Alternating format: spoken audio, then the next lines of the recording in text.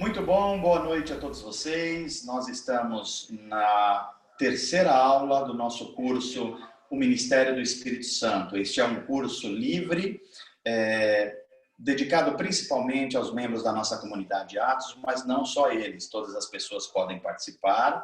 Ele é feito pela plataforma Zoom e as pessoas vão tendo acesso, e ele é interativo, tem um espaço para perguntas, a gente abre pelo menos 3 espaços durante mais ou menos 1h30 de aula.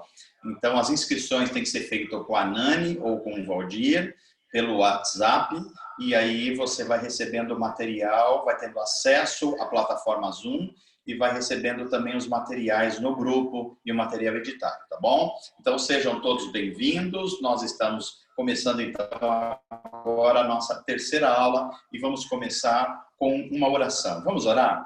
Pai, obrigado por nos dar vida, saúde, fôlego de vida, nos dar uma família biológica, uma família espiritual. E obrigado por nos dar Jesus Cristo, teu Filho, nosso Salvador. Obrigado também pelo envio do Espírito Santo que foi derramado sobre nós. E é justamente isso que nós queremos fazer hoje. Nós nos aprofundarmos no conhecimento desta pessoa da divindade, da forma como Deus se revela no mundo hoje. Nós queremos aprender para que a nossa falta de conhecimento não nos deixe incorrer em erros, porque a tua palavra diz que o teu povo estava sendo destruído espiritualmente e em todas as dimensões da vida, porque eles não te conheciam. E nós não queremos ser destruídos na nossa vida espiritual, na nossa vida familiar, na nossa profissão, em todas as áreas da nossa vida, porque nós não conhecemos a tua palavra e nós não temos um relacionamento pessoal com a pessoa do Espírito Santo. Então, nos ajuda a converter o nosso coração a ti, que a nossa mente esteja concentrada em ti, Senhor. Ajuda-nos a desligar de tantas coisas que têm roubado a nossa atenção, tantas vozes que têm falado, para que a gente ouça a tua voz através da tua palavra e a tua voz através do teu Espírito, que é o Espírito que vivifica a palavra. Obrigado pela vida dos meus irmãos e amigos, e nos ajuda a compreender essa palavra que é viva e é eficaz, e ela nos alimenta, ela nos dá direção, ela nos purifica e santifica. No nome de Jesus e no poder do Espírito Santo nós oramos. Amém. Amém. Vamos lá, pessoal. Nós estamos, então, aí numa sequência de slides. Nós estamos pegando cada tema. E vou lembrar, nossa metodologia é a seguinte. Nós ministramos mais ou menos 20 minutos. E aí o Valdir dá um break, avisa a gente. E nós abrimos um espaço, então, para perguntas, para interação, para dúvidas. Para que a gente fique, então, com uma aula um pouco mais dinâmica, tá ok? Então, eu queria começar a aula de hoje, antes dos slides mesmo, com a leitura da Bíblia Sagrada. Então, eu queria que você abrisse a sua Bíblia comigo. Se você tiver uma Bíblia de papel, talvez ajude para você ir marcando aí, tiver um marca-texto. Eu gosto muito disso aqui, a minha Bíblia é toda anotadinha, porque ajuda a destacar algumas coisas que eu estudei. Eu vou ler aqui nessa versão aqui, ó, Bíblia Sagrada NVT, mas é muito próximo da NVI. Então, se você tiver NVI ou NVT, são as duas Bíblias que a gente tem mais usado aqui, tá bom? Eu queria, então, que você abrisse no livro dos Atos dos Apóstolos. Atos dos Apóstolos quer dizer ações dos apóstolos.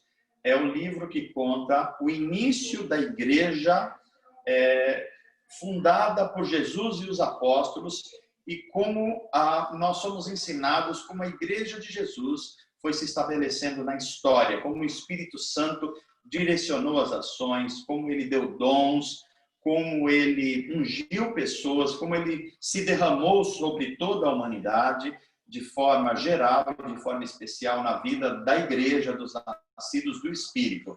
Então, é um livro que a gente precisa compreender, porque ele tem uma teologia um pouco difícil. Difícil no seguinte sentido, é que o Espírito Santo se mostra de forma muito variada.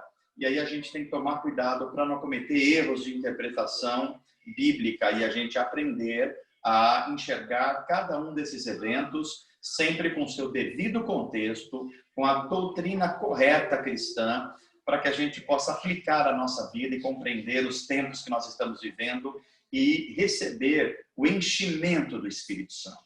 Eu começo dizendo que a Bíblia Sagrada, através dos apóstolos, no Novo Testamento, ela dá uma ordem para nós. A ordem é: enchei-vos do Espírito Santo.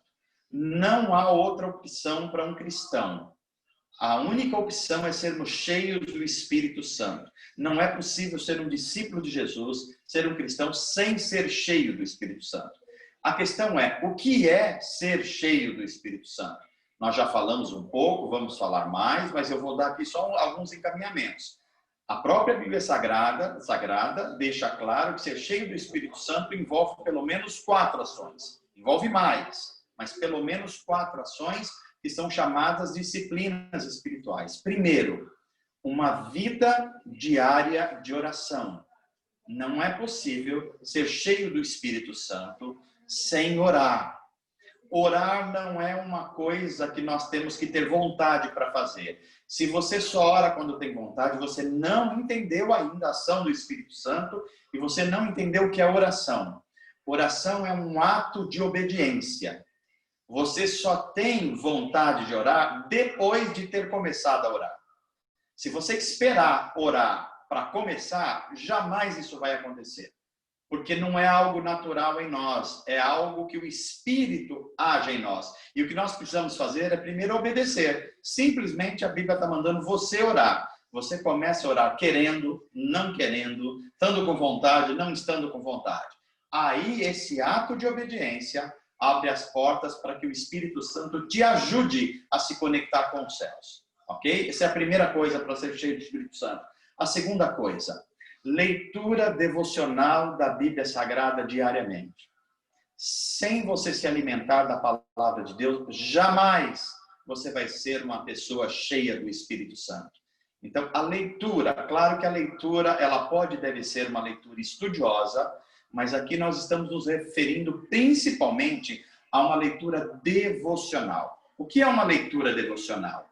É uma leitura que você não estuda no sentido apenas de ter conhecimento. Você quer comer essas palavras.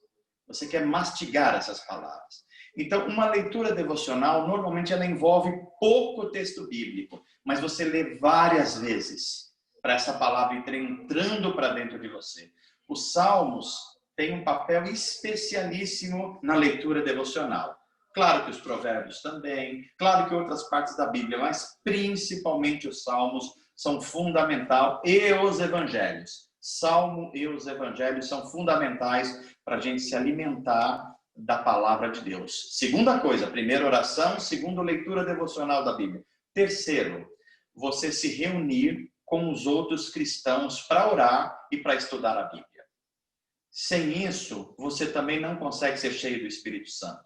Porque há uma dimensão do próprio Espírito que ele só se revela quando nós nos reunimos. Veja, Jesus disse, quando vocês se reunirem, pode ser 2 ou 3, eu estou dando uma garantia para vocês. Eu estarei no meio de vocês. Ou seja, quem estará? O Espírito de Jesus, porque Jesus não está mais em corpo no nosso mundo.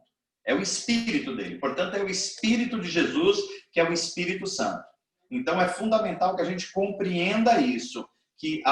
Claro que a gente pode ter uma leitura devocional, só pessoal, por assim dizer, mas é fundamental que a gente tenha uma leitura e oração conjuntamente com os outros discípulos de Jesus. 3 coisas: oração, palavra devocional e reunião em comunhão com os outros discípulos de Jesus.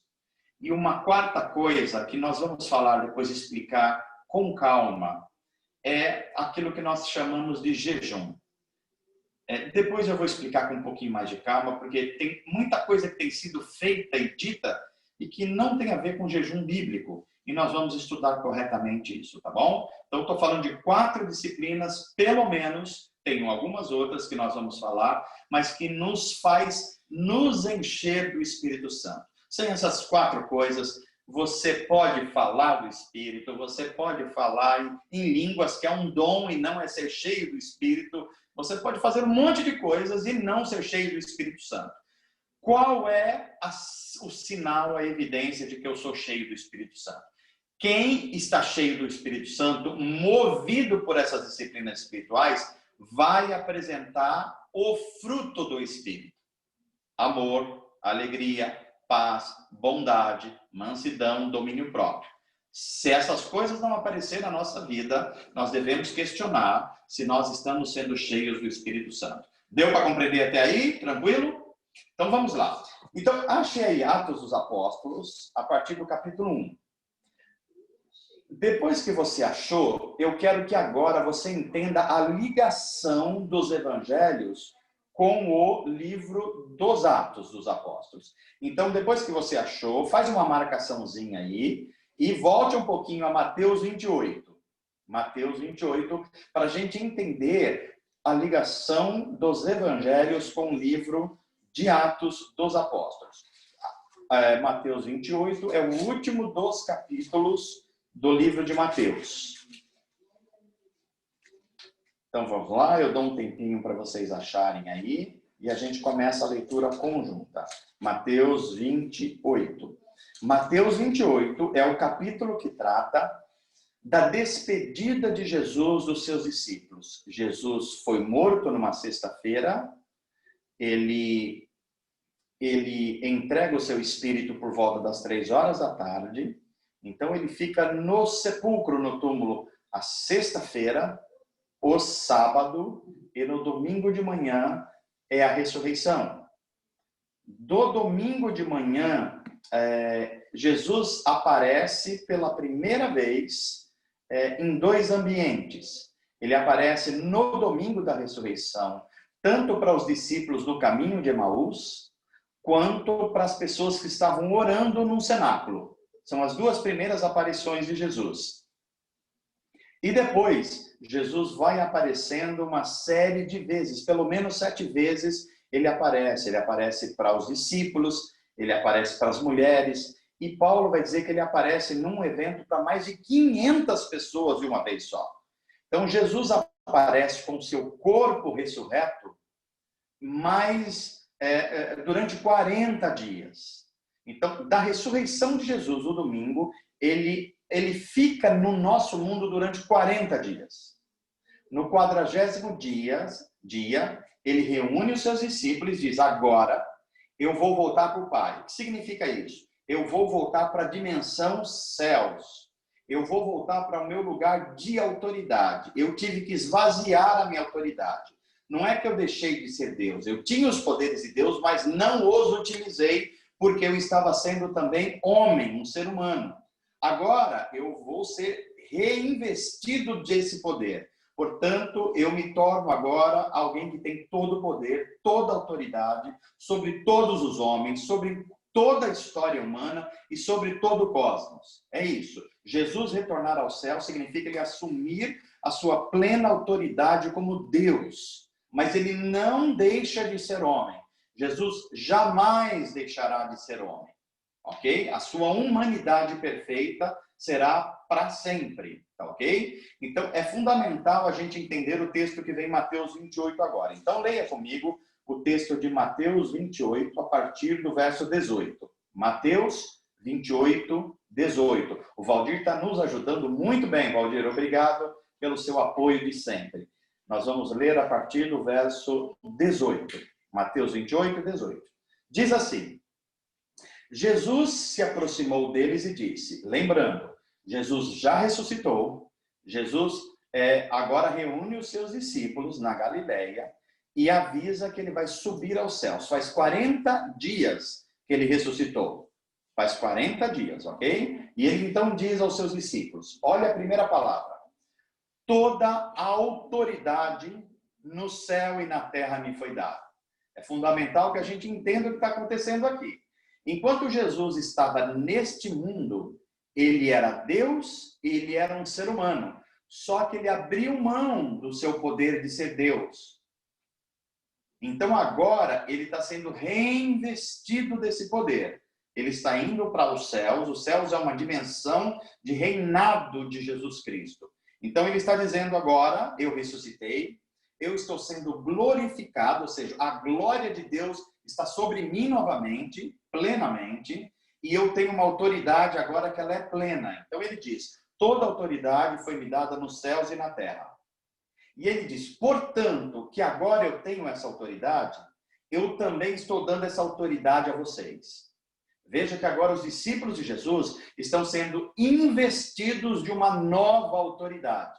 Essa autoridade que é do próprio Jesus. Então ele diz, portanto vão e façam discípulos de todas as nações. Veja, não façam religiosos, façam discípulos. Discípulo é aquele que olha para o seu mestre, imita o seu mestre, aprende sobre o seu mestre, vive como o seu mestre. Então, façam gente assim, discípulos de Jesus, de todas as nações. Agora, os discípulos de Jesus não são só o povo judeu, o povo de Israel. A nação de Israel agora é como todos os outros povos de todos os outros lugares, como os europeus, os americanos, os africanos. Não há nada especificamente na nação de Israel agora que seja especial. Eles precisam crer em Jesus, passar pelo batismo e receber o dom do Espírito Santo, que é o novo nascimento. Então agora, essa nova autoridade é para fazer discípulo de todas as nações. E a evidência de que eles receberam o dom do Espírito é que eles são batizados em nome da Trindade, do Pai, do Filho e do Espírito Santo. Verso 20. Ensinem esses novos discípulos a obedecer. Obediência precisa ser ensinada. É por isso que ninguém pode ser discípulo de Jesus e ser cheio do Espírito Santo se não aprender sobre Jesus e sobre o Espírito Santo. Ninguém vai obedecer a alguém que ele não conhece. Para obedecer Jesus é necessário obedecê-lo. E para obedecê-lo é necessário conhecer a sua palavra. E para conhecer a sua palavra é preciso estudá-la. E para estudá-la e entender é preciso a iluminação do Espírito Santo. Portanto, é necessário também reunir-se com outros cristãos e é necessário orar para que a palavra de Deus seja iluminada em nós. Então, ensine esses novos discípulos a obedecerem a todas as ordens que eu lhes dei. Veja que não é conselho, é ordem. Discípulo não é uma pessoa que ouve conselho do mestre. Discípulo obedece o mestre. Porque o mestre é tanto mestre como o Senhor. E a um Senhor, a gente não pede opinião. A um Senhor, a gente obedece o que Ele manda. Então, seguir a Jesus é você abrir mão da sua vida, é você negar a si mesmo, porque agora você tem um Senhor. E você obedece o que Ele diz. E o que Ele diz está nas Escrituras. E para você conhecer as Escrituras, você precisa estudá-la e ser cheio do Espírito Santo. Então, vamos lá. E lembrem-se disto. Eu sempre estarei com vocês. Como é essa promessa de Jesus? Eu sempre estarei com vocês. Se Jesus está indo para os céus, governar o universo, sempre estar com vocês significa que Jesus daria o seu Espírito. O Espírito Santo, ele viria morar dentro de nós. Eu estou lembrando a vocês que nós estamos na era do Espírito Santo desde a ressurreição e desde o Pentecostes. O que significa isso? Que os discípulos primeiros de Jesus, João, Pedro, Tiago, eles dependiam da presença física de Jesus. Agora nós somos mais privilegiados, porque o Espírito de Jesus não está só do nosso lado, ele está dentro de nós. É por isso que Jesus termina esse texto de Mateus dizendo, eu estarei sempre com vocês. Como? Dentro de nós, através do Espírito Santo. Até quando? Até o final dos tempos. Final dos tempos na Bíblia Sagrada começa com a ressurreição e começa com o Pentecostes. E vai até onde? Até o dia que Jesus Cristo retornar ao nosso mundo, que é o evento último da história que nós estamos aguardando. Ok? Então, é importante que você compreenda. Jesus está dizendo, eu recebi autoridade que eu me esvaziei para viver como um homem, agora eu recebo essa autoridade de novo, eu tenho todo o poder sobre o céu e a terra, e eu estou dando essa autoridade para vocês. Qual a evidência dessa autoridade? O meu Espírito vai viver dentro de vocês. E vocês vão receber poder para testemunhar, poder para fazer milagres, poder para pregar o Evangelho sem medo, poder para ser pessoas ousadas e levar o reino de Deus a todas as nações do mundo. Então, é diante desse poder que nós estamos dotados, que os primeiros discípulos foram dotados e nós estamos sendo dotados, que a gente vai ler agora Atos dos Apóstolos. Portanto, vá a Atos dos Apóstolos agora. Agora a gente entende como começa o livro dos Atos dos Apóstolos. Então diz assim, olha, Atos 1:1, palavras de Lucas. Em meu primeiro livro, Lucas está dizendo, qual é o primeiro livro que Lucas está se referindo? Ao Evangelho de Lucas. Porque Atos também foi escrito por Lucas. Portanto, Atos é o segundo livro de Lucas. Primeiro livro, Evangelho de Lucas. Segundo livro, Atos dos Apóstolos. Então ele diz, em meu primeiro livro, relatei a você, Teófilo. Teófilo era a pessoa a quem Lucas estava endereçando o que ele estava escrevendo. Tudo que Jesus começou a fazer e ensinar até o dia que ele foi levado aos céus. Ou seja, 40 dias após a sua ressurreição. Depois de dar a seus apóstolos escolhidos mais instruções por meio do Espírito Santo. Durante os 40 dias após o seu sofrimento e morte, Jesus apareceu aos apóstolos diversas vezes. Ele lhes apresentou muitas provas claras de que estava vivo e lhes falou do reino de Deus. Certa ocasião, enquanto comia com eles, deu-lhes a seguinte ordem: não saiam de Jerusalém, até o Pai enviar a promessa, preste atenção, conforme eu lhes disse. Qual promessa? Aquela promessa de Mateus 28. Fiquem em Jerusalém.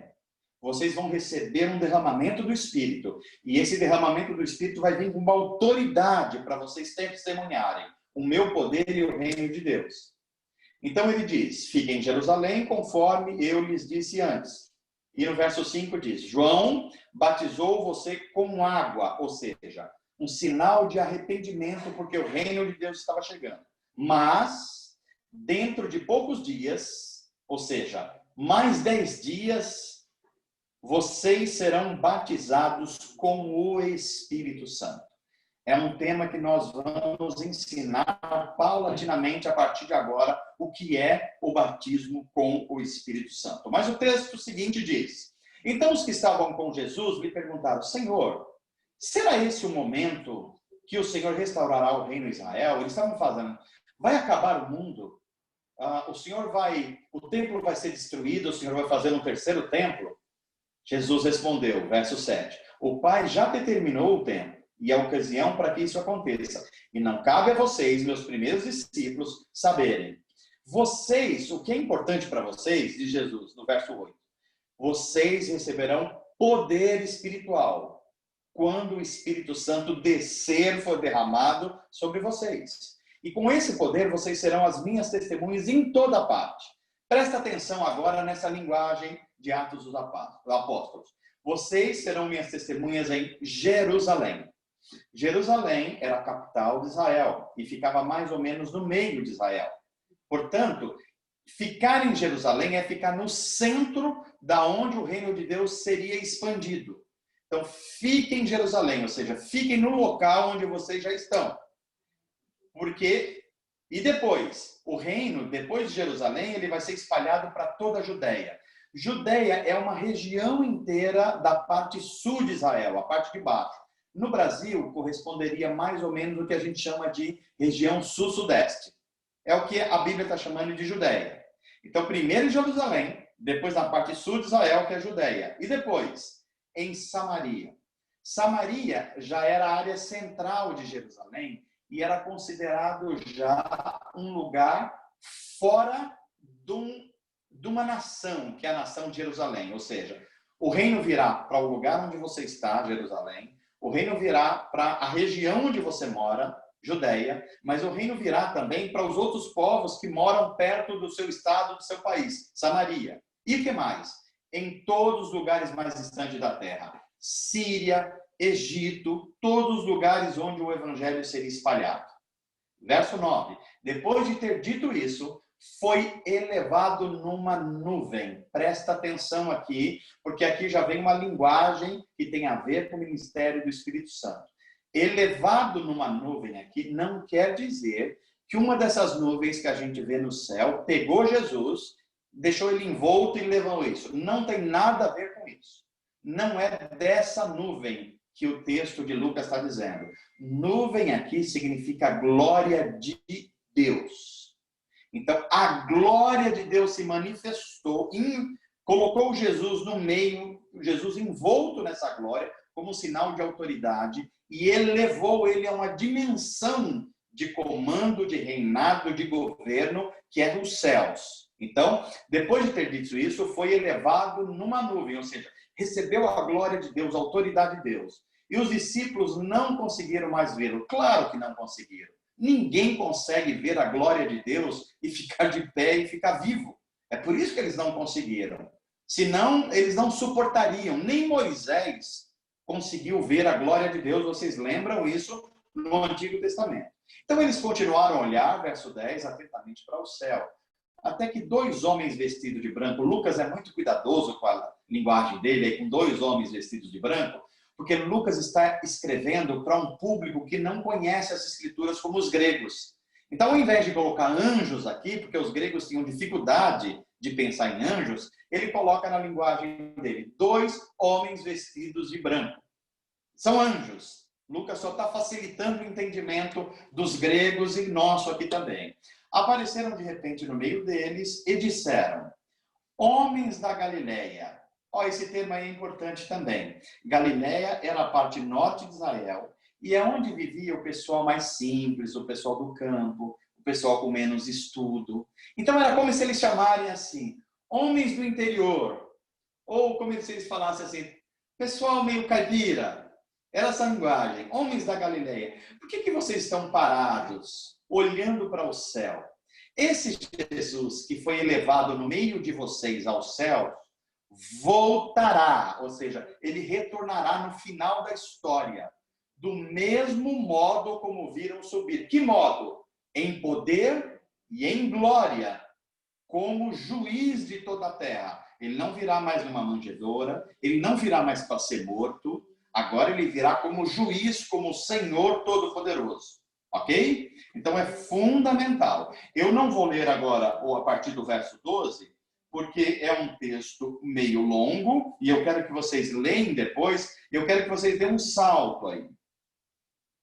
Esse texto seguinte, aí, a partir do 12, vai indicar como que os discípulos de Jesus substituíram Judas, que se matou, que se suicidou, e ficaram só 11 discípulos. E eles precisavam escolher, e foi escolhido Matias. Então, leiam depois aí para vocês entenderem esse processo que foi conduzido, iluminado pelo Espírito Santo. O ministério do Espírito Santo está agindo aí. Ok? Então, agora vamos ao capítulo 2. Capítulo 2, que tem como título A Vinda do Espírito Santo. Então, olha, deixam coordenar vocês aqui. Jesus ressuscita num domingo pela manhã. Nesse mesmo domingo, ele aparece para 2 discípulos no caminho de Emaús. E depois ele aparece no culto que as pessoas estavam fazendo no cenáculo. Tinha 120 pessoas. Jesus aparece, passa por uma porta e aparece em corpo. É o corpo da ressurreição. Um corpo dotado de novos poderes. É o corpo que nós teremos depois da vinda de Jesus e da ressurreição. Ok? Então ele passa 40 dias aparecendo e desaparecendo. O corpo de Jesus tem um poder extraordinário, que pode aparecer e pode desaparecer. Passa 40 dias, Jesus então ascende aos céus. E quando ele ascende aos céus, a Bíblia chama isso de glorificação. Ele recupera de novo toda a sua glória e poder. Agora ele é o Cristo glorificado. Ele tem todo o poder sobre os céus e terra. Então ele diz, esperem em Jerusalém, porque agora eu vou derramar o meu espírito sobre vocês. Uma pessoa da Trindade vai ajudar vocês. E eles aguardam 10 dias, depois que Jesus subiu aos céus. 10 dias coincide com o dia 50. Por isso que é chamado de Pentecostes. Pentecostes é uma festa judaica. Pentecostes quer dizer 5.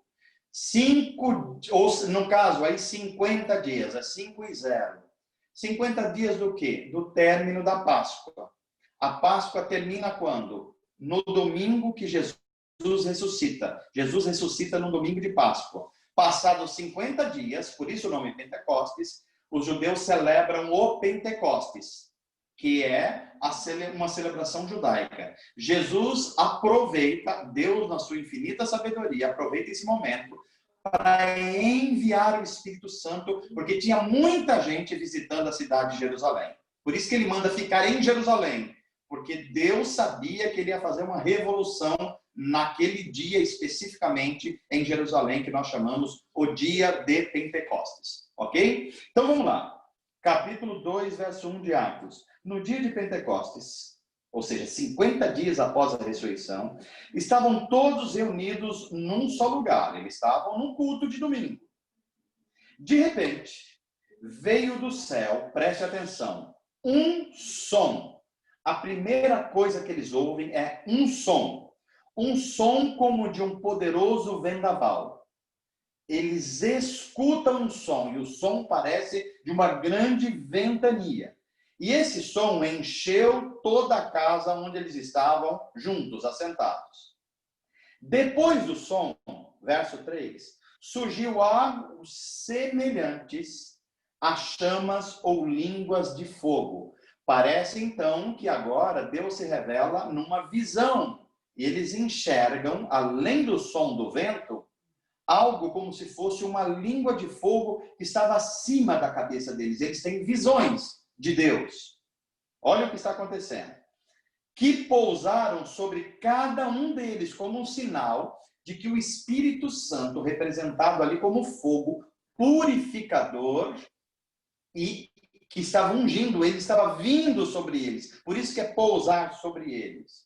E começaram a falar em outras línguas, conforme o Espírito Santo os habilitava. Vejam, eles eram judeus. As pessoas que estavam em Jerusalém eram judeus que viviam em outras cidades e outras regiões. Só que agora eles começam a falar em várias línguas. Que línguas é essa? Primeira correção, se você aprendeu desse jeito, está errado, e eu já vou corrigir agora. Não são língua de anjos. Não tem nada a ver com língua de anjos. Nem tem a ver com línguas celestiais. São idiomas humanos. Eles estão falando vários idiomas sem terem estudado outras línguas. Como é que a gente prova isso? Olha o texto seguinte. Vamos continuar lendo. Naquela época, judeus, devotos de todas as nações, ou seja, judeus que moravam na Síria, que moravam no Egito, judeus que moravam em outros lugares, mas eles eram judeus, eram da fé judaica. Eles visitaram Jerusalém porque era Páscoa, eles estavam lá, eles estavam na festa de Pentecostes. Então, olha lá, esses judeus devotos de todas as nações viviam em Jerusalém. Quando ouviram o som das vozes, ou seja, eles falando em outros idiomas, vieram correndo e ficaram espantados, pois cada um deles ouvia em seu próprio idioma, idioma humano. Não tem nada a ver com língua de anjos, nem língua dos céus. O cara da Síria, que era judeu, mas morava na Síria, ele fala, peraí, esse pessoal está falando de Deus em sírio. Ele está falando em outro idioma, o idioma da Capadócia, que era outra cidade, outro país, que hoje a gente conhece como, por exemplo, Turquia. O cara do Egito falou, peraí, eles estão falando de Deus, mas no idioma Egito. Eu conheço esses caras são caipiras, eles são da Galileia, eles nunca estudaram. Eles estão falando no idioma líbio. Então, são idiomas humanos, mas o Espírito de Deus deu capacidades para eles falarem em outros idiomas. Falarem o quê? Falarem o Evangelho de Jesus. Verso 7. Muito admirados, eles exclamavam, como isso é possível? Esses homens são todos galileus. Outra palavra. Esses homens são todos caipira, do interior, eles não têm estudos. E, no entanto, cada um de nós os ouve falar em nosso próprio idioma. Se fosse hoje, é como se a gente está ouvindo eles falarem em inglês, em francês, em espanhol, em russo, em português. Como é que pode? Eles não estudaram para isso.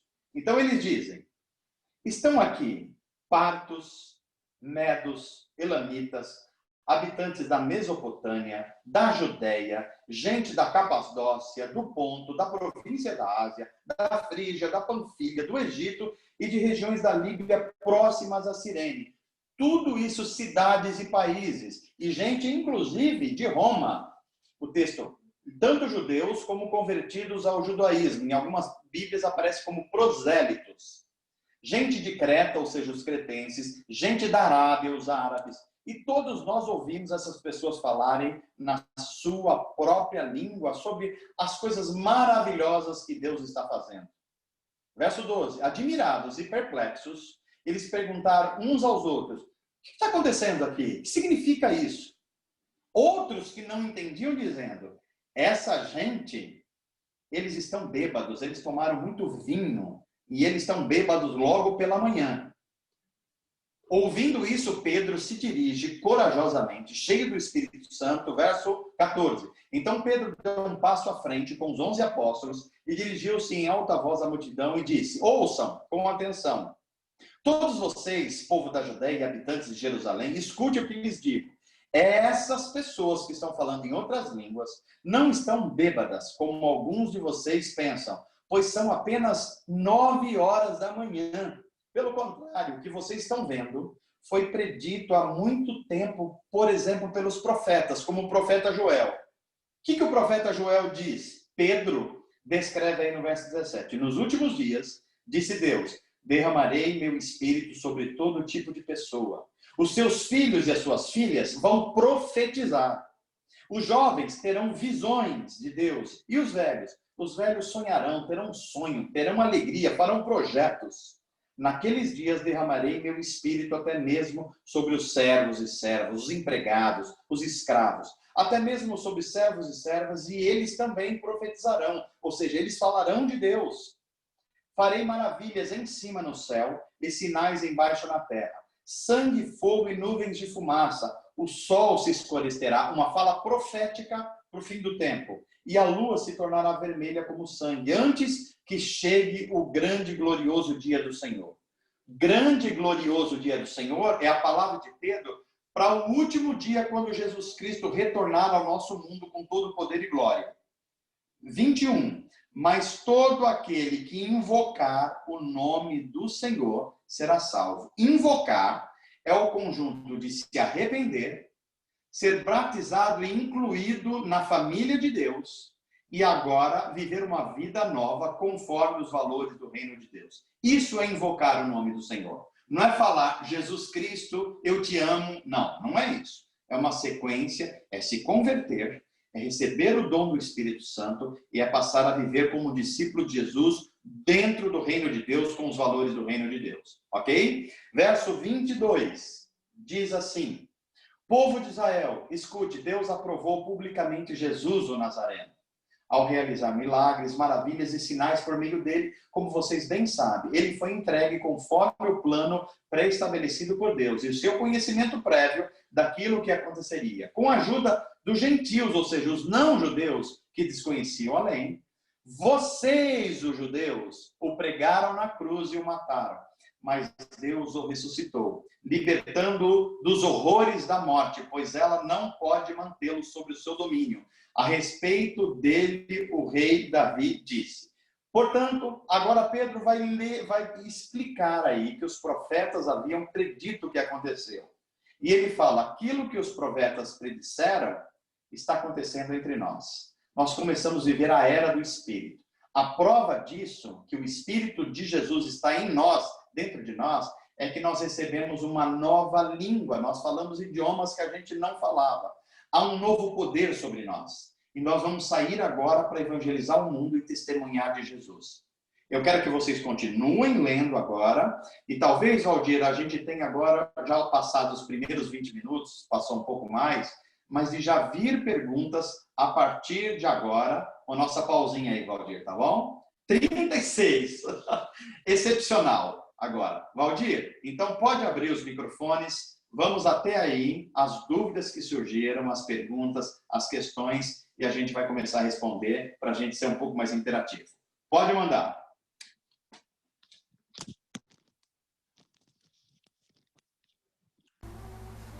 Quem tiver alguma pergunta pode manifestar com as reações ou escrever no chat. Já teve bastante informação nova aí, né, Valdir? Bastante, é. Bastante informação nova, o que significa nuvem, o que significa a descida do Espírito, o som que eles ouviram, a visão de Deus como língua de fogo, as línguas, os idiomas humanos, tem muita coisa. A promessa, eu não sei se todos estavam conscientes de que Jesus morreu numa sexta-feira da festa de Páscoa dos judeus, que demorava uma semana, e ressuscita no domingo, que é o último dia da Páscoa. E esse último dia da Páscoa, contado 50 dias, dá justamente no dia de Pentecostes, que é uma festa judaica. Ele não chama Pentecostes porque foi a descida do Espírito Santo. Ele chama Pentecostes porque aconteceu numa festa judaica chamada Pentecostes. Tá ok? Isso é muito importante que a gente compreenda. Vamos lá.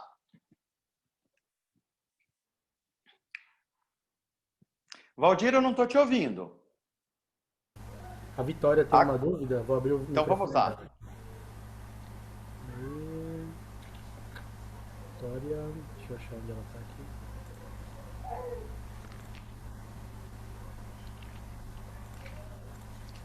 Peraí, Vitória, que eu vou abrir seu microfone.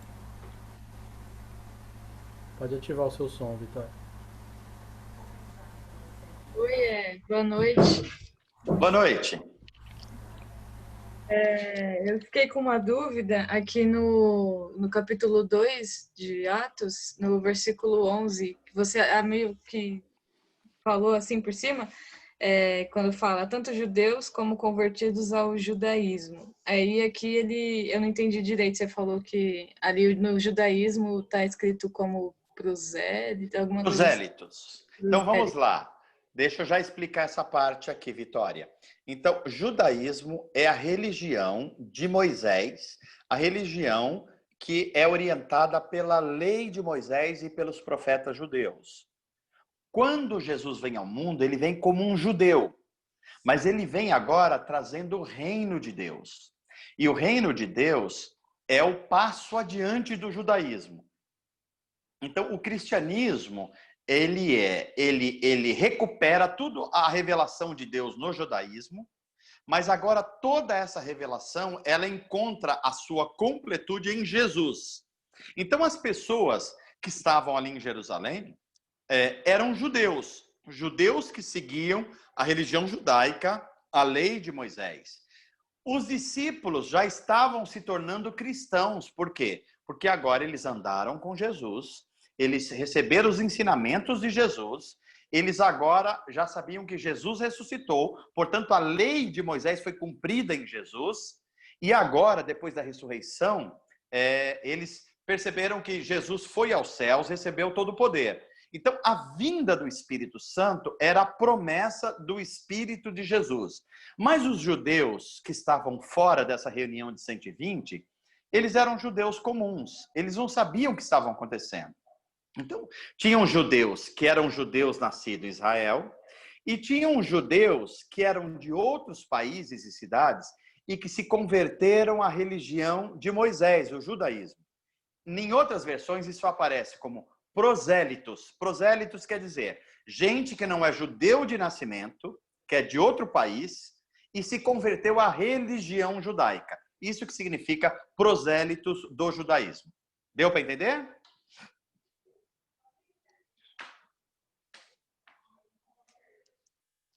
Vitória, não sei se está aberto o seu microfone. Que tinha mutado.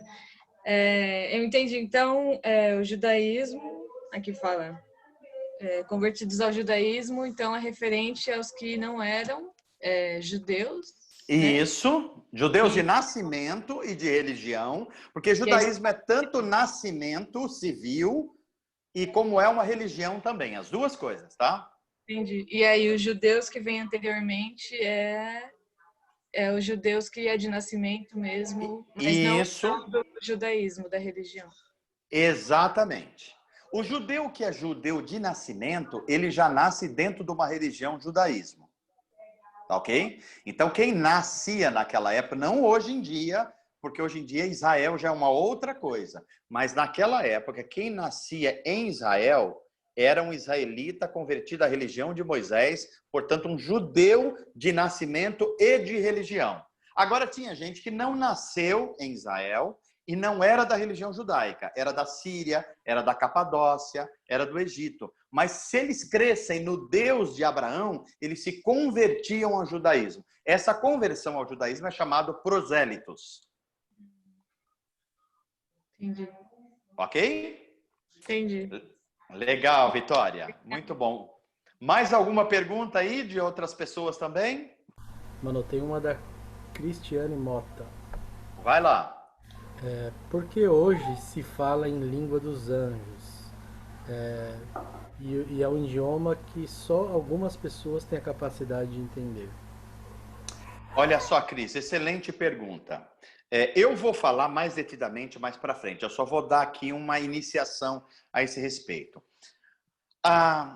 Durante mais ou menos 1.900 anos de cristianismo, de fé cristã, ou seja, desde os tempos de Jesus e dos apóstolos, até mais ou menos o ano de 1900, esse fenômeno das línguas e dos idiomas aconteceu muito raramente. Ele aconteceu no dia do Pentecostes, depois ele aconteceu em alguns episódios no começo da igreja cristã, que Paulo vai citar principalmente em 1 Coríntios 12.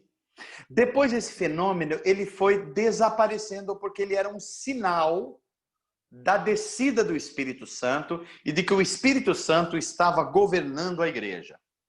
Mas, mais ou menos em 1900, começou um movimento de avivamento espiritual na Califórnia, chamado o movimento da Rua Azusa. E a partir desses movimentos e de algumas reuniões de oração na Europa, por exemplo, na Suécia, houve um avivamento do Espírito, e esse avivamento foi também acompanhado de línguas. A pergunta é, que línguas são essas? Uma parte do ensino que chegou no Brasil, principalmente nas igrejas pentecostais e neopentecostais, ensinou que essas línguas eram línguas de anjos. E por que eles ensinaram assim? Por causa de uma interpretação que está equivocada. Os pentecostais mais estudiosos da Bíblia já sabem disso há muito tempo, mas as pessoas mais do dia a dia ainda têm muita dificuldade de compreender. E alguns ensinaram que essas línguas eram línguas angelicais, línguas de anjos. Por que eles ensinaram isso? Por causa de um contexto de 1 Coríntios 13. Se você quiser abrir a sua Bíblia rapidamente aí, abra em 1 Coríntios 12, 13. 1 Coríntios 12 é o capítulo da Bíblia, é um dos 4 capítulos da Bíblia de lugares diferentes, que descrevem com mais detalhes os dons espirituais. Então, em 1 Coríntios 12, Paulo vai explicar os dons espirituais e como o Espírito Santo habilita os cristãos e a igreja com esses dons espirituais. Então, Paulo fala aí uma série de dons. O Novo Testamento vai falar de aproximadamente 20 dons. Mas não quer dizer que só há 20 dons. Há muito mais dons.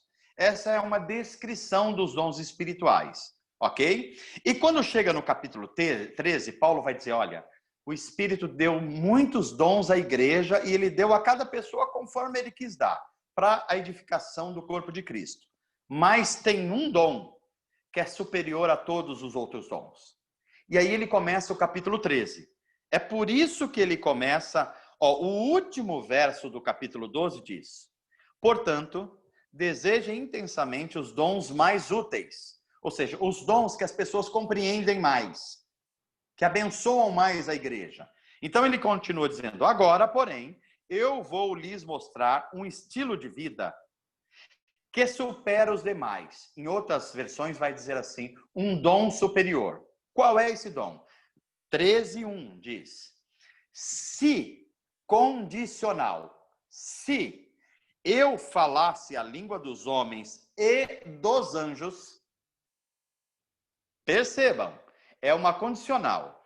Mesmo que eu falasse a língua dos anjos e dos homens, mas não tivesse amor, seria como um sino que ressoa ou um símbolo que retine. Então, muitos irmãos pentecostais pegaram esse texto bíblico e afirmaram que existe a língua dos anjos. Mas não é isso que Paulo está dizendo.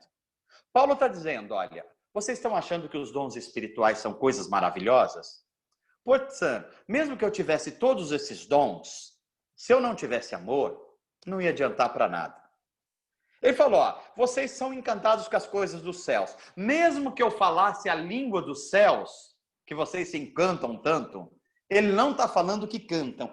Que fala? Ele está falando que, já que eles se admiram tanto com coisas espetaculares e sobrenaturais, ele falou, olha, mesmo que eu tivesse acesso a isso, e falasse, e não tivesse amor, não ia adiantar nada. Então isso acabou sendo uma doutrina no meio pentecostal, que foi corrigida mais recentemente. Os pentecostais que estão mais afeitos ao estudo teológico, já corrigiram isso. Então, a língua estranha de Atos 2 não é língua de anjos, são línguas humanas, idiomas humanas. Ponto. Mais para frente, eu vou explicar melhor Coríntios 12, onde Paulo vai dizer para as pessoas também buscar o dom de línguas, mas principalmente o dom de profecia, porque o dom de línguas precisa de um intérprete para ele ser útil na igreja. Se não tiver um intérprete, ele não é útil, porque ele não edifica as outras pessoas. Ele edifica apenas quem está falando. Portanto, é uma coisa mais privativa. Esse é o motivo pelo qual a nossa igreja, de forma geral, não é comum você ver pessoas no púlpito falando em línguas. Só por esse motivo. Não é porque a gente não crê no dom de línguas. É que Paulo orienta que esse dom ele deve ser utilizado quando há intérpretes, que é um outro dom espiritual. Isso não quer dizer se alguém for orar e falar em línguas uma ou outra palavra, a gente vai condenar a pessoa. Nada disso, vocês não vão ver isso na nossa igreja. Mas você vai ver que quem fala em línguas no microfone da nossa igreja, fala em línguas, mas já percebe e retoma o idioma que nós falamos. Porque tem orientação de falar as palavras inteligíveis às pessoas, porque a gente está falando de púlpito.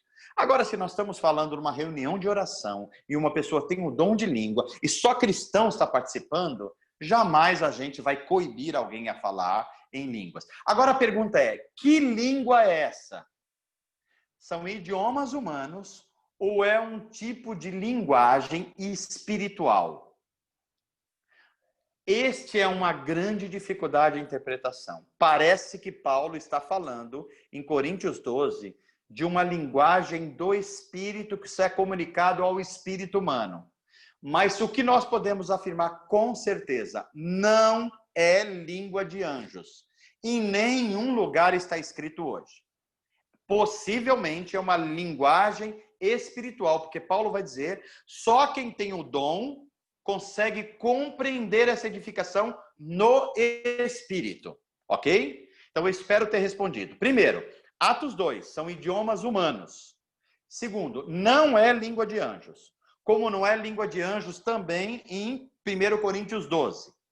Agora, há um tipo de linguagem do Espírito que é falado com quem tem esse dom, que é uma linguagem do Espírito, mas não é linguagem nem idioma de anjos. Espero ter respondido, em princípio, essa pergunta que eu vou aprofundar depois.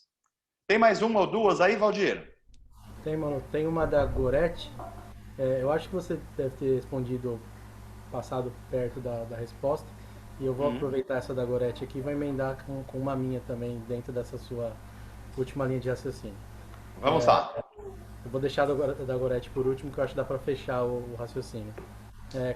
Quando a pessoa que tem esse dom da língua dos anjos, vamos dizer assim, né, com esse nome, quando ela está falando esse outro idioma, que não é inteligível para quem não tem o discernimento, né?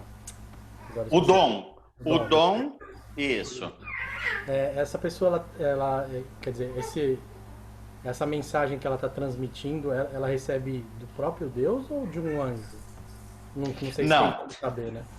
Então, tem como saber. O que nós podemos afirmar, conforme o Novo Testamento, é que não é língua de anjos, nem idioma de anjos. Não é. Isso é uma certeza.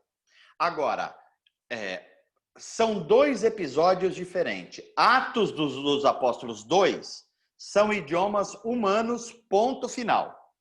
O Espírito capacita pessoas que não falam idioma e elas passam a falar um idioma humano, ok?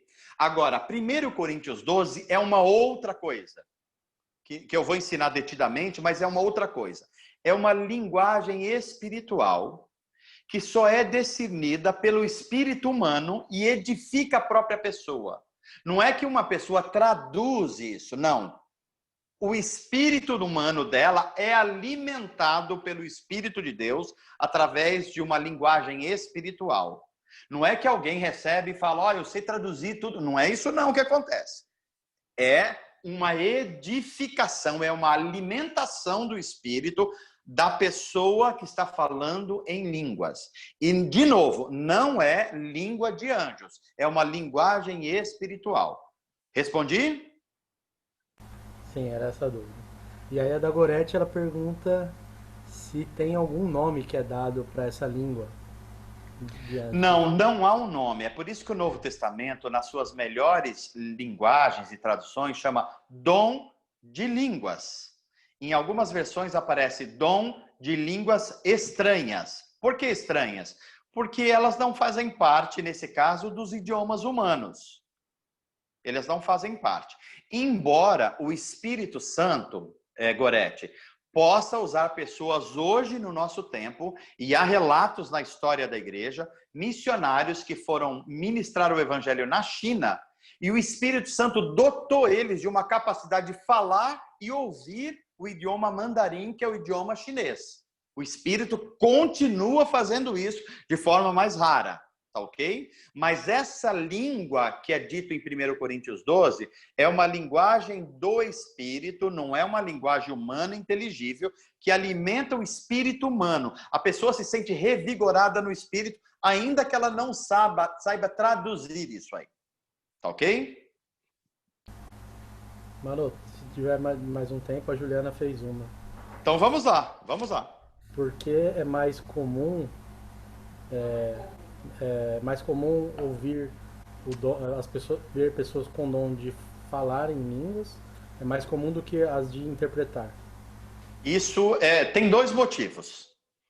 Primeiro, esse era um fenômeno absolutamente novo em Pentecostes, e no começo da igreja cristã, nos primeiros dias da igreja cristã, como era um fenômeno novo, Deus dotou pessoas com dom de interpretação de línguas. Então, esse dom era muito útil no começo da igreja. Muito útil, extremamente útil. Mas ao longo da história da igreja, ele foi deixando de ser necessário. Por quê? Porque Deus dotou a igreja de mestres. Então, agora os mestres e os profetas, profeta é aquele que fala a palavra de Deus agora escrita. Agora passaram a ensinar a igreja a revelação de Deus. Então, não é tão necessário mais. É por isso que esse dom é extremamente raro. Eu já ouvi episódios assim, uma meia dúzia de vezes, principalmente na minha infância, em alguns cultos. Mas na minha vida adulta, nunca mais ouvi um dom de interpretação de línguas. E a razão é relativamente simples. Agora nós temos as escrituras para nos serem ensinadas e nós temos os mestres para nos ensinar o conselho do Senhor. Mais alguma, Valdir, aí por aí, para a gente fechar? Não, ninguém mandou mais nenhuma. Eu tinha uma última, se puder, rapidinho. Vai lá, então vamos lá. Porque a sua dúvida pode ser a dúvida dos outros irmãos também. Ela não é muito teológica, talvez seja mais histórica e algo do tipo. Ok. A tradução que é feita lá, que Jesus subiu envolto numa nuvem, ali é uma tradução por falta de um termo apropriado, ou é uma coisa mais do pessoal daquela época, de associar com coisas naturais? Olha só, parece que os evangelistas, eles se utilizaram da própria linguagem da escritura do Antigo Testamento. Eles linkaram isso. Por exemplo, quando Moisés pediu a Deus que ele queria conhecer Deus mais intimamente, Deus fala assim: Moisés, você não pode me conhecer porque se um homem me ver, ele morre. Mas aí Moisés falou, olha, Deus, faz alguma coisa que eu preciso ter certeza. O Senhor está me dando uma missão tão grande e eu preciso ter certeza que o Senhor está comigo, portanto eu preciso vê-lo. Deus fala assim, olha, eu não vou mostrar minha glória porque você morreria, mas eu vou passar e eu vou ficar de costas e a minha mão vai proteger você para você não morrer. E você vai ver passar a minha bondade. Deus deu visões dos céus a Moisés ali. Então, o que acontece? E a prova de que eu vou estar com vocês é que uma nuvem vai acompanhar vocês de manhã e de noite. De noite vai ser uma coluna de fogo.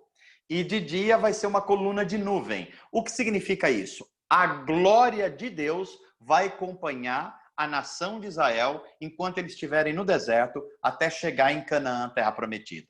Lucas recupera essa linguagem e fala assim, olha, aquela mesma nuvem que representava a glória de Deus é essa mesma nuvem que está envolvendo Jesus e ele está sendo agora, o seu poder está sendo investido a ele, agora ele é Deus reinando. Ele é o Cristo exaltado, o Cristo glorificado. Ele é o Cristo com todo o poder e autoridade sobre os céus e terra. É isso que significa, Valdir. Mano, a Cláudia tá com a mão levantada, eu acho que ela quer fazer uma pergunta. Eu vou abrir o microfone. Vamos lá. Cláudia, pode abrir seu microfone. Boa noite. Boa noite, Cláudia. Pastor, logo no começo, quando eu comecei a ir para a igreja, eu queria fazer uma pergunta nesse sentido, assim, porque agora, depois que o pastor começou a explicar, eu entendi, mas no começo aconteceu assim, a pessoa tá lá sentada e vi uma pessoa abraçar você e começar a falar em línguas. Eu não entendi o significado disso. Pois é exatamente isso que Paulo está tentando nos ajudar e disciplinando o uso dos dons. É um dom espiritual? É um dom espiritual. A questão é, quando e como usar? O seu exemplo mostra, Cláudia, o que Paulo quer evitar. Ele fala, se vocês estão numa reunião onde há pessoas chegando agora para a fé cristã e não compreende ainda o ensino do Novo Testamento, evitem usar esse dom, pelo simples motivo, a pessoa não vai entender nada. Não vai entender nada. Então é por isso que Paulo está dizendo, evitem fazer isso nas reuniões que tem descrentes e evitem fazer isso quando vocês estão num púlpito falando a uma congregação que pode ter pessoas não cristãs, novos convertidos, que ainda não foram discipulados sobre esse assunto. Então, é justamente isso que Paulo instrui e disciplina o uso do dom de línguas. Faça isso apenas numa reunião onde só há cristãos já maduros que compreendem que aquilo é um dom. Embora as pessoas não estejam entendendo o que seja dito, mas elas entendem que é um dom e que aquela pessoa que está falando, ela está sendo edificada no Espírito. O que acontece, via de regra, Cláudia, é que as pessoas elas sentem uma alegria do Espírito e elas dão vazão a esse dom. Então, a gente não pode recriminar a pessoa, mas a gente deve orientar a pessoa. Não é o comportamento mais adequado a se fazer com um novo convertido, até que ele entenda o significado desses dons, inclusive o dom de línguas, porque senão vai ser infrutífero na cabeça dele. Como você falou, você não entendeu nada e ninguém entenderia mesmo, porque aquele dom está sendo, é o dom certo, mas na ocasião indevida. Deu para entender? Deu. Pastor, só mais uma dúvida. Isso é controlado? É controlado. Todo dom espiritual está sobre o controle da pessoa. Não existe um dom espiritual que não esteja sob controle da pessoa. O Novo Testamento vai ensinar que o Espírito é sujeito ao profeta. Ou seja, toda pessoa que é dotada, habilitada por um dom espiritual, ela pode usar esse dom e deixar de usá-lo, porque a sua mente continua funcionando. Então, uma pessoa que está profetizando, ela não perdeu a sua consciência. E ela pode parar de profetizar se ela quiser, porque o espírito está sujeito ao profeta. Ok? Entendi. Obrigada. Obrigado, de nada, Cláudia. E aí, Valdir, como estamos? Tem mais uma, se der tempo ainda. Vamos lá que a gente já vai sanando as dúvidas. Do Alex, da Fúvia. Perguntou, boa noite, pastor. Não temos o dom de línguas, mas pedindo ao Espírito... Não, nós temos o dom de línguas, tá? Nós temos o dom. É o uso dele. Espera aí que eu já explico. Ah, tá, então. Aí ele, mas pedindo ao Espírito Santo, podemos ter esse dom? Sim, então vou enfatizar aqui, Alex. Os dons de línguas não cessaram. Não cessaram. Eu estou afirmando aqui, esse dom é um dom descrito na Bíblia Sagrada e ele é real. Gerou dúvida? A questão é o uso dele, tá ok? Então, o uso dele deve ser feito conforme a instrução do apóstolo Paulo. Numa situação em que não há descrentes ou pessoas novas convertidas que não entendam. E a gente deve evitar os lugares públicos. Esse é o motivo pelo qual a gente quase não usa, ou usa muito pouco, de púlpito da nossa igreja. Agora, é legítimo você buscar esse dom. Cada cristão pode e deve buscar esse dom. Para alguns, o Espírito vai conceder. Para outros, não. E um cristão não é melhor que o outro porque um fala em línguas e outro não. Mas buscar o dom de línguas é legítimo e é uma forma de o Espírito nos encher dele, tá bom? A Bíblia deixa claro que esse dom edifica a própria pessoa, embora não possa edificar as outras pessoas, porque não é frutífero na mente dele, tá bom? Então eu quero reafirmar aqui, é um dom legítimo, é um dom para os nossos dias, mas o uso dele deve ser conforme a instrução do apóstolo Paulo. E deve ser buscado, inclusive. Mano, agora você pediu pergunta, tem mais duas aqui. Então vamos fazendo, a gente vai aproveitando, então. Tem a Vitória falou que tem uma outra dúvida. Antes de abrir o da Vitória, a Maria Clara falou que fez uma pergunta semana passada e não deu para responder. Eu guardei a pergunta aqui. Vamos lá, Valdir. Aqui, tá? Tá. Pastor, eu gostaria de tirar uma dúvida sobre a Bíblia. Como foram criadas as outras pessoas depois que Adão e Eva foram expulsos do Éden? Como foram criadas, né? As outras pessoas? Tá. Eu acho que já dá pelo menos para eu começar a responder. Veja, é Ana Clara, né? Isso, Maria Clara. Maria Clara, desculpa. Maria Clara, filha da Raquel e do Michael. Deve ser, é isso aí, né? Maria Clara, vamos lá. Veja. Isso, ela respondeu aqui, é isso mesmo. Clarinha, é o seguinte. A Bíblia ensina no Gênesis que Deus fez o primeiro casal, fez o homem no 6º dia da criação. Primeiro Deus começa a preparar o planeta para depois os seres humanos habitarem. Então Deus faz a luz, Deus cria toda a infraestrutura da Terra, prepara o planeta, cria os animais, cria os mares, os oceanos, cria a relação de dia, e no 6º dia, depois de tudo criado, Deus cria o ser humano. Deus cria primeiro o homem, e depois do homem, na linguagem do Gênesis, da costela do homem, e costela aqui pode ter vários significados, porque costela é do lado do homem, ou seja, a mulher é uma adjutora, é aquela que está do lado, tem a mesma dignidade, a mesma importância do homem. Veja, Deus não tira do pé do homem, a mulher não está debaixo do pé do homem, mas também não tira da cabeça do homem, não está controlando o homem, é do lado do homem. Então Deus faz com as suas próprias mãos o primeiro homem e a primeira mulher.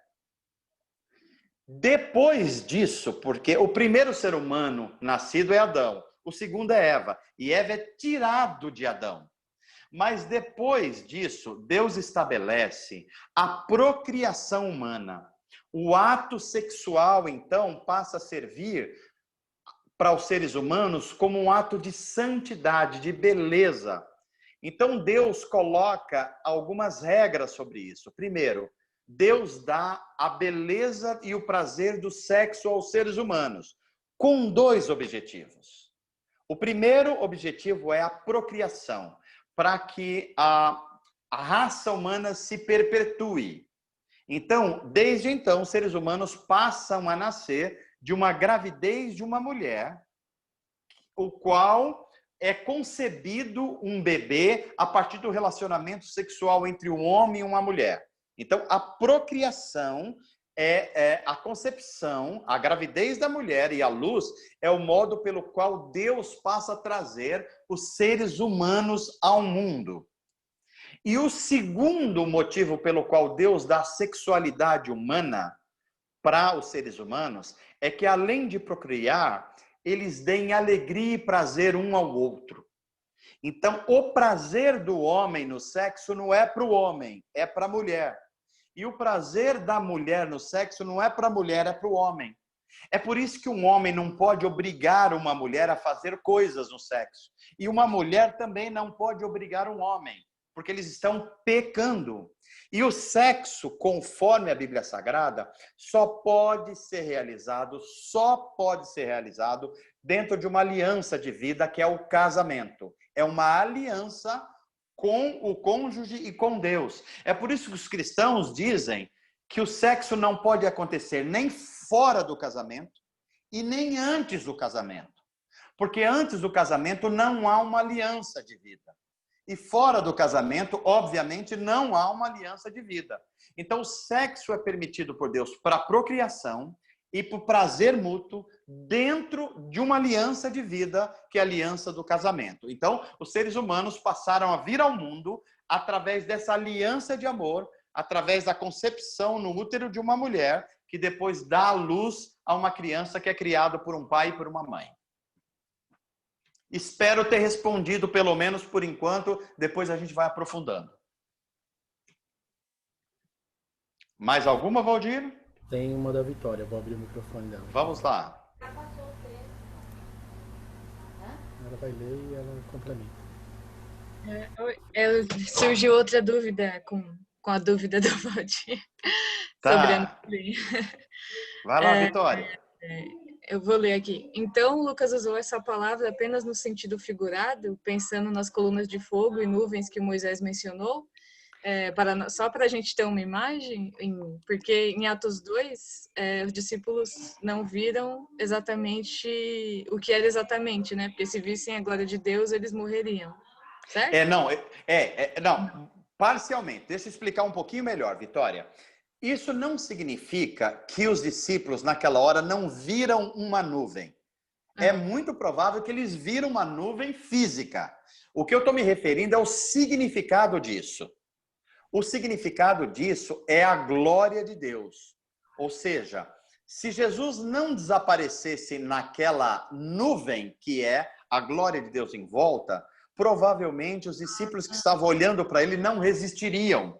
Porque a glória de Deus um homem não pode ver. O que eu quero deixar claro é que eu vou ensinar depois, mais para frente, sobre o retorno de Cristo.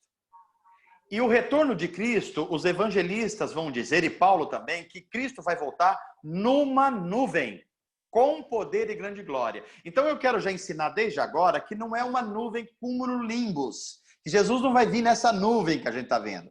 A nuvem que ele virá é a representação do poder e da glória de Deus que estão nele, o Cristo. Então eu já estou antecipando um pouquinho esse ensino que virá na sequência. Deu para entender o porquê?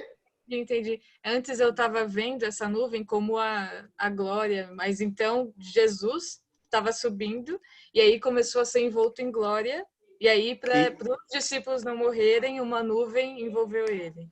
Exatamente. Exatamente. Agora, quando ele retornar, Vitória, quando Cristo retornar ao mundo, e que a Bíblia Sagrada, o Novo Testamento vai dizer que é uma nuvem de poder e glória, não é essa nuvem que a gente está vendo, pelo simples motivo. Pode estar sol em São Paulo e chovendo em Buenos Aires. Entendeu? Então não vai aparecer nuvem física. Agora sim, a linguagem da nuvem é só glória e poder e autoridade de Deus mesmo, no retorno de Cristo. Entendi. Deu para entender? Sim. Então tá bom. Valdir, eu acho que chegou por aí. A gente vai adiante? Aqui acabaram as perguntas. Então tá bom. O pessoal agora começou a perguntar para valer, hein? Tá bom? Valdir, então vamos lá. Vamos pegar mais ou menos lá da tela número 12 ou 13. E se precisar eu retorno um pouquinho, ou senão eu avanço. Só me dá uma ideia de horário para eu saber aqui, para a gente não ir muito longe. São 9h30, 9h30 agora. 9h30? Então, ó, eu vou falar mais uns 10 minutos e aí a gente abre para algumas perguntas finais para a gente terminar em 9h45, 9h50 no máximo, tá bom? Beleza. Então vamos lá. Tela 12. Tela 12.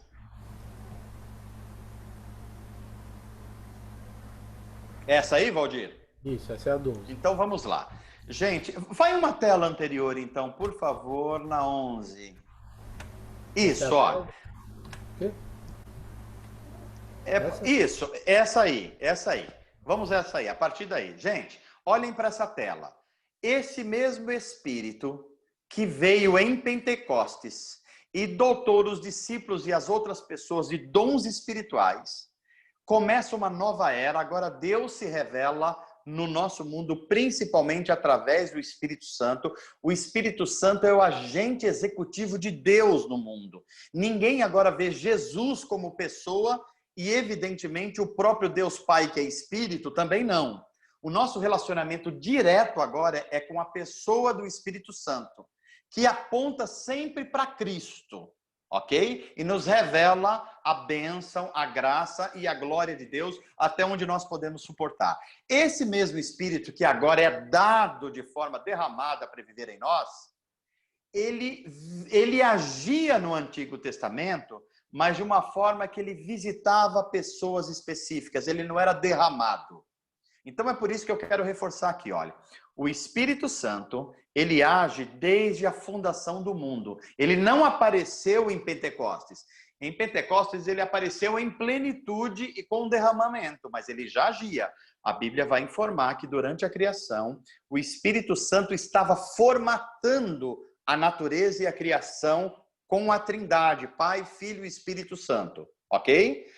O Espírito Santo glorifica a pessoa do Pai e do Filho. Então, a obra do Espírito Santo é jogar luz sobre a obra de Jesus Cristo como Redentor e sobre o amor de Deus que amou a humanidade. Essa é a obra do Espírito Santo.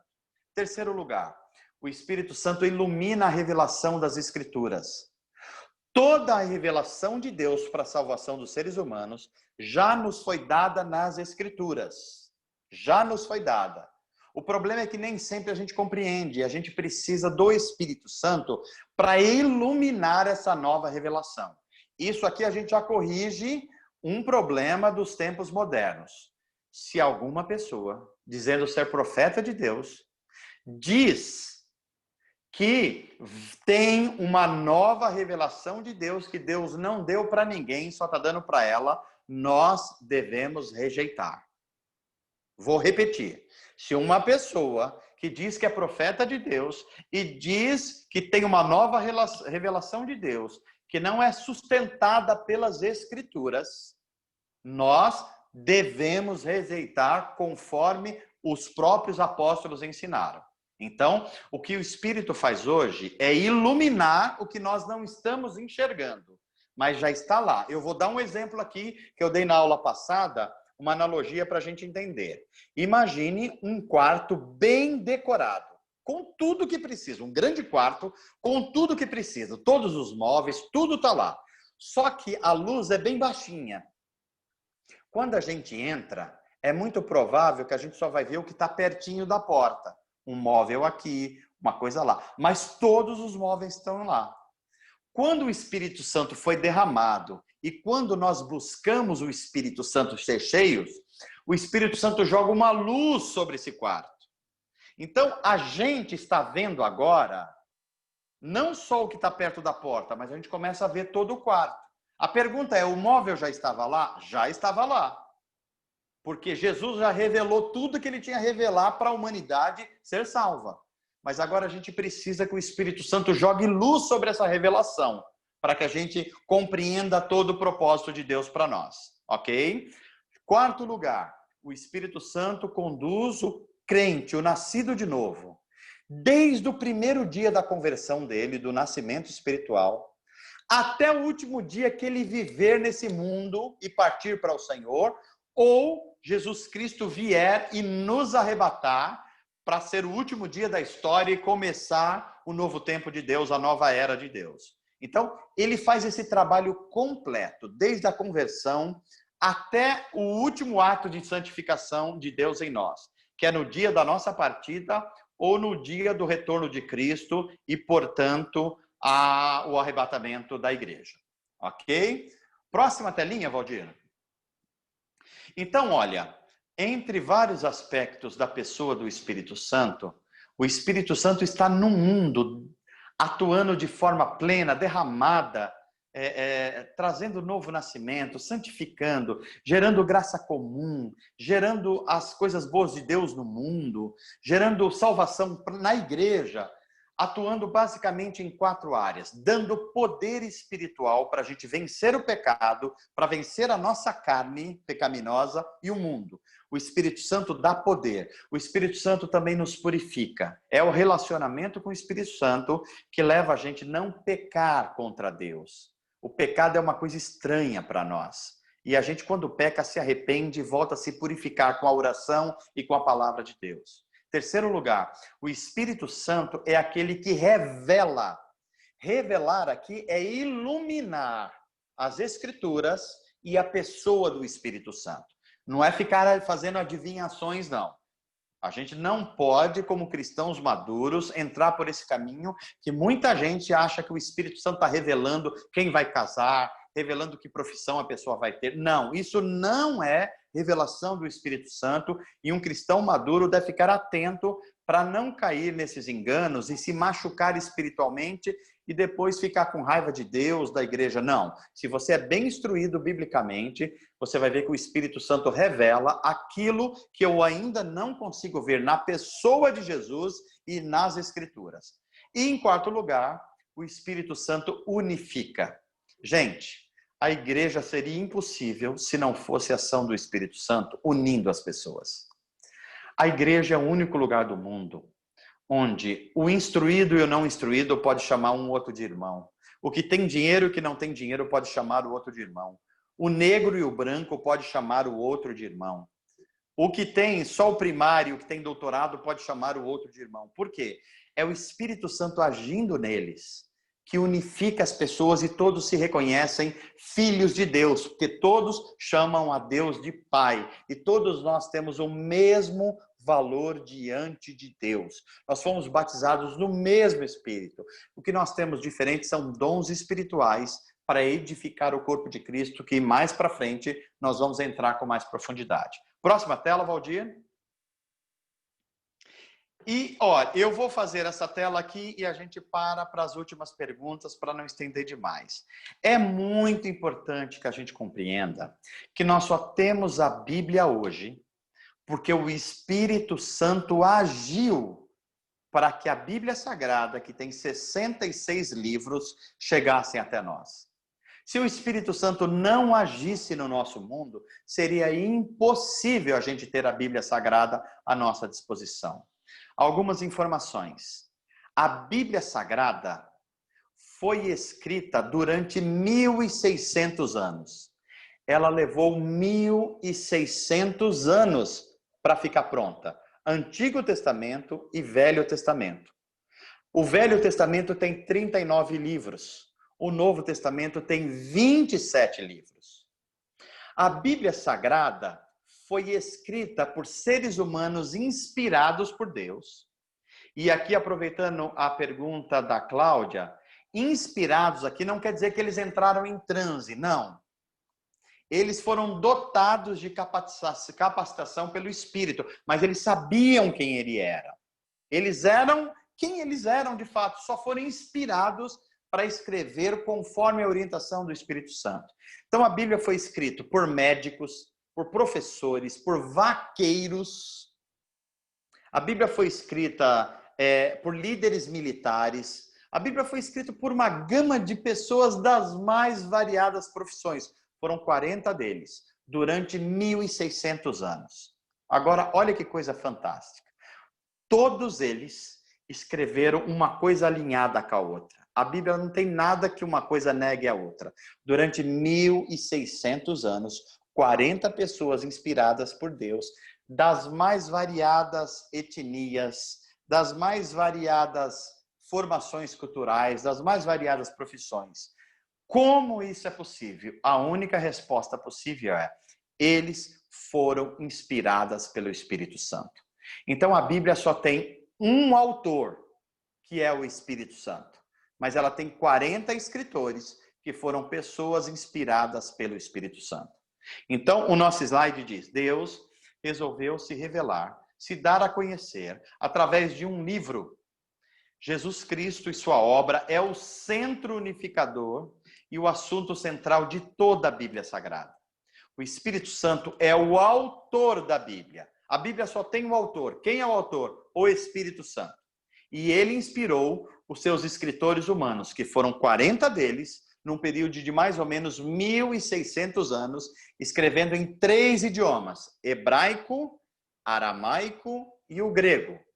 Depois, essas 3 línguas foram todas traduzidas para um idioma só, que é o grego, que a gente chama de Septuaginta, e depois o grego foi vertido para o latim, e depois que a gente chama a Bíblia de Jerônimo, e depois ela foi vertido para os principais idiomas europeus, principalmente o alemão, depois o inglês, e depois chegou na nossa língua o português, ok? Nós vamos parar por aqui hoje, para a gente não ir muito longe no nosso horário, e eu abro de novo espaço para mais algumas perguntas finais. Vamos lá, Valdir. Mais uma da Vitória aqui. Vou abrir o A microfone. Vitória tá que tá. Gosto de coisa assim, Vitória. Vamos lá. Vou abrir o microfone dela. Eu tenho uma dúvida quanto às revelações, que tem vezes que as pessoas que receberam revelações esperaram acontecer e não aconteceu, que nem eu sigo o Instagram de uma moça chamada Carol Batz, se não me engano, e ela recebeu diversas revelações de que ficaria grávida e tudo, e ela ficava animada com isso e acabou não acontecendo, ela acabava se frustrando, né? Mas aí tem vezes também que as pessoas recebem essas revelações e acontece. Aí eu fico na dúvida, isso acontece por algum fenômeno psicológico? Por exemplo, alguém fala para uma pessoa que ela vai se casar daqui 3 anos. Só que aí ela acaba que ela se casa mesmo. Mas aí seria por alguma, sabe... A revelação causou uma coisa psicológica que a pessoa foi se preparando e de fato aconteceu. Mas foi por causa desse fenômeno que aconteceu no momento da revelação, né? Ou seria pela graça de Deus mesmo? Olha só, excelente pergunta, Vitória. Vamos por parte. Primeiro, eu já explico. Eu vou explicar mais detalhadamente à frente, mas eu vou adiantar aqui. O que é profecia na Bíblia Sagrada? Profecia na Bíblia Sagrada, ela precisa ser compreendida de modo um pouco distinto no Antigo Testamento e no Novo Testamento. No Antigo Testamento, profecia significava Deus falar através da boca de um profeta. Portanto, os profetas no Antigo Testamento diziam assim: assim diz o Senhor. Isso é profecia. Não havia Bíblia Sagrada no Antigo Testamento na época dos profetas. No máximo, eles tinham a lei de Moisés. Ok? Então, por exemplo, Jeremias escreveu aquilo que Deus falava para ele e da boca dele saíam essas informações que depois era escrita. Isso era profecia no Antigo Testamento. No Novo Testamento, os dons de profecia têm uma outra característica. Ser profeta no Novo Testamento significa falar a palavra de Deus. Mas o que é a palavra de Deus no Novo Testamento? Palavra de Deus é a Bíblia Sagrada. Então, no Novo Testamento, nós já temos a revelação de Deus através da Bíblia Sagrada das Escrituras. Então, o profeta é aquele que fala a palavra de Deus. Em algumas situações de urgência, Deus pode se utilizar ainda de alguns dons, que são aqueles dons de avisos emergenciais. Quando a gente está diante de uma situação que é emergente, e Deus se utiliza algumas pessoas que têm dons espirituais, e que são dons que a gente também poderia chamar de revelação, mas sempre com muito cuidado. Um dom de revelação jamais vai para servir como coisas que você citou aí, Vitória, para dizer com quem a pessoa vai casar, que dia que ela vai casar, para dizer que ela vai assumir uma coisa específica. Não, não, não. Os dons de revelação servem para iluminar uma coisa que não nos foi entendida na palavra de Deus, e Deus está jogando luz sobre isso. E esses dons, a Bíblia vai dizer que são sempre para edificação do corpo de Cristo, e não para satisfazer um desejo pessoal de alguém. Então, jamais os dons espirituais devem ser usados para isso. Uma pessoa não deve procurar ninguém, falar, aquela pessoa é profeta, eu vou ver o que Deus tem para mim. Não, isso é coisa de gente pagão, isso é coisa de gente que não compreendeu as Escrituras. O que você pode pedir é para que alguém que é mais maduro na fé, orar com você. E, eventualmente, não é toda vez que isso acontece, ter uma palavra de Deus que traga iluminação sobre uma coisa que você não compreendeu ainda. Mas sempre no sentido de edificar você e edificar a igreja e o corpo de Cristo. Jamais para atender uma coisa como se um irmão fosse um cartomante revelando coisas desse tipo. Jamais um dom espiritual deve servir isso. É por isso que aconteceu com essa menina e acontece com um monte de gente, não se cumpre. A Bíblia chama uma profecia que não se cumpre de falso profeta. Falsa profecia e falso profeta. Aí você colocou uma questão aí. Mas pode ser que aconteceu com alguém especificamente. Ou é coincidência, pura coincidência, porque a pessoa foi sugerida a começar a se preparar. Então, por exemplo, quando uma pessoa fala assim, olha, sei lá, eu estou vendo que você vai arrumar um novo emprego, vai ser um novo emprego, vai ser bom, e você tem que se preparar. Claro que você vai começar a se preparar. E ao começar a se preparar, você vai se capacitar para ter uma nova função. Mas também há casos que é simplesmente a graça de Deus, como você falou. Deus é bom, Deus é cheio de misericórdia, e Deus pode fazer isso. Agora, deixa eu dizer uma coisa para você. A Bíblia ensina que as profecias, elas precisam ser discernidas sobre 3 aspectos. Há profecias de Deus, há profecias de demônios e doutrinas de demônios. Por exemplo, Pedro vai falar sobre isso e Judas também. E há profecias que são simplesmente os enganos humanos.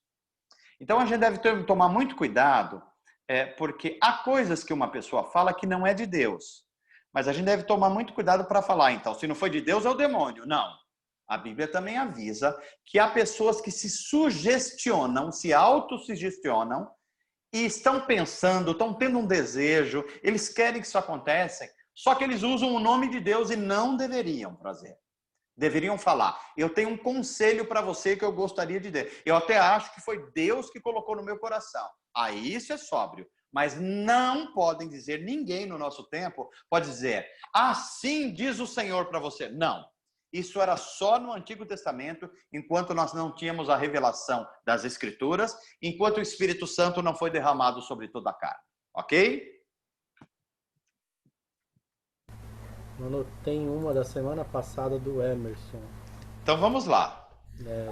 Tem só uma? Se tiver só uma, a gente faz e termina, senão mais 2, para a gente não estender muito hoje. Acho que só tem essa da semana passada. Aqui ninguém perguntou. Vamos lá. Então vamos lá. Se alguma última pergunta, só se manifestar. Pastor, boa noite. Como é o pecado contra o Espírito Santo ao ponto dele se afastar de nós? Esse aí eu vou precisar de um pouquinho mais da próxima aula, porque a gente precisa de outros conteúdos. Senão eu levaria muito tempo se eu fosse antecipar agora. Então, Emerson, tenha um pouquinho de paciência conosco, ela vai chegar e essa pergunta vai ser respondida assim, tá bom? Valdir, se não tiver mais nenhuma, a gente vai terminar por aqui. Não tem mais nenhuma não, mano. Eu deixei então, a pergunta do Emerson. Então, se tiver alguma, a gente deixa para a próxima aula. Mais uma vez, muito obrigado pela presença de todos vocês que estão vendo agora ao vivo, que participaram, que interagiram, que perguntaram. Gostei muito da aula de hoje, de como foi bastante interativa. E assim, com hoje, a gente vai fechar um grupo, porque agora todas as pessoas que vão se inscrever e se inscreveram, a partir de agora é um curso fechado. Então, nós vamos agora preparar, a gente vai fazer o controle de presença, como já vem fazendo, e quem participar das aulas, com uma percentual mínimo, vai receber um diploma, e se Deus nos permitir, nós vamos entregar esse diploma presencialmente. Então, valendo, ajustem aí as cadeiras, os cintos de segurança, que só foram 3 aulas. Nós vamos estudar o livro de Atos inteirinho, portanto, já vão lendo, tá bom? Para a gente dar sequência. Então, uma boa noite a todos vocês. Mais uma vez, quero agradecer o Valdir, que tem tido um papel muito importante aí para nós. Valdir, obrigado. Agradecer os irmãos que estão usando os seus dons para nos abençoar com o sarau inicial.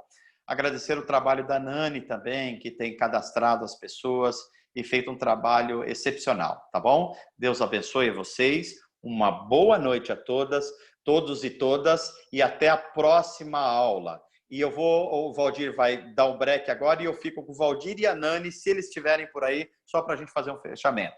Valeu!